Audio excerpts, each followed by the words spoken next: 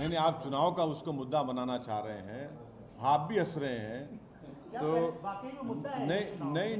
नहीं, अब आप चुनाव का मुद्दा बना रहे हैं, मगर आप लोगों की जानकारी के लिए, जैसे उर्दू में कहते हैं ना कि आपके हाफिजे को, मेमोरी को ताज़ा करने के लिए कहना चाहूँगा कि आप लोग को चाहिए कि बीजेपी के एक बहुत बड़े नेता जो आज इस दुनिया में नहीं है, जो इस देश के प्रधानमंत्री थे, जिनका वीडियो बड़ा वायरल हो रहा है, उनके भाषण को सुन लीजिए आप। उन्होंने फ़लस्तीन के बारे में क्या कहा था कि अरबों की ज़मीन पर कब्जा कर लिया गया है।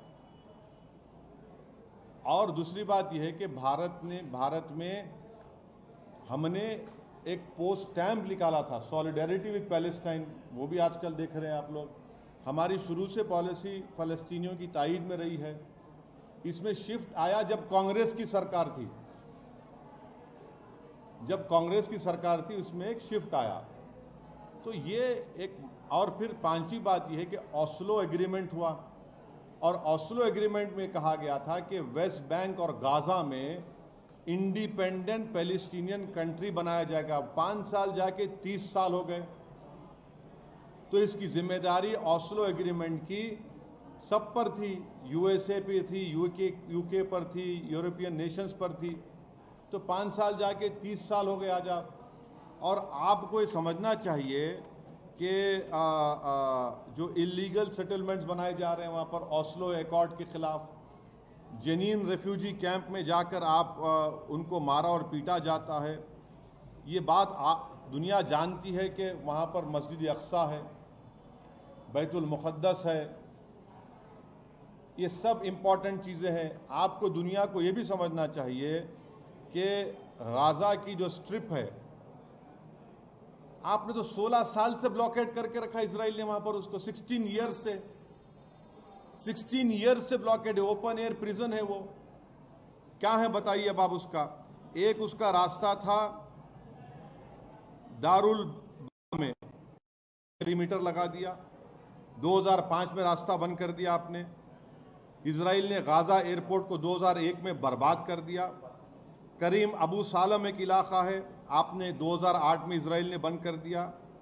हाँ, फिर आपका गाजा सिटी का 2010 में आपने उसको बंद कर दिया। बेत हनोन में सिर्फ उन्हीं लोगों को क्रॉस करने दिया जाता है जिसके पास इजरायली का इशूड परमिट्स है।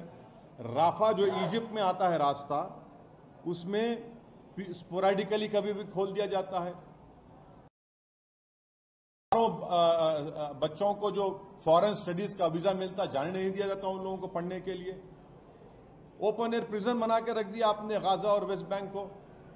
और फिर आप बोल रहे हैं कि ये क्या हो रहा है। वायलेंस, अप्रेसर कौन है वहां पर? अप्रेसर इजराइल है। अप्रेस कौन है? फलस्तीनी है। वायलेंस कोई भी करो, हम उसको कंडेम करते हैं, चाहे कोई ऑर्गेनाइजेशन करो या फिर इजरायली गवर्नमेंट करो। और आप एक बात समझिए, 90 साल से फलस्तीनियों को दबाया जा रहा है। यूक्रेन हमला कर पूरे पहुंच गए। ये कौन सी मोहब्बत है? गोरी चमड़ी से मोहब्बत, चमड़ी से मोहब्बत नहीं है क्या आप लोगों को? नहीं, सुनिए, यूक्रेन में हमला रशिया ने किया, आप वहां पर पहुंच गए। ये 90 साल से लोग हैं भाई। महात्मा गांधी ने क्या कहा था इन लोगों के बारे में, वो भी देख लीजिए आप।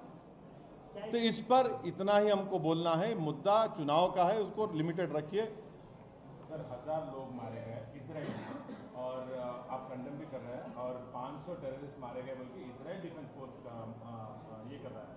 इसमें 200 तक, मतलब करीबन रिपोर्ट्स के मुताबिक 200 तक सिविलियंस भी रह सकते हैं बोल के। मगर सर, ये वॉर बोल रहे हैं, तो इस पे आपका what do like to state, because they are calling it as open war, not an escalation. Prime Minister also said it's an act of terror. And then they also said something else. मैं चाह रहा हूं कि 90 साल कितने मारे गए, कितने बच्चे मारे गए, कितने लोग जेलों में हैं। ओस्लो एकॉर्ड में आपको 5 साल में फलस्तीन को बनाना था।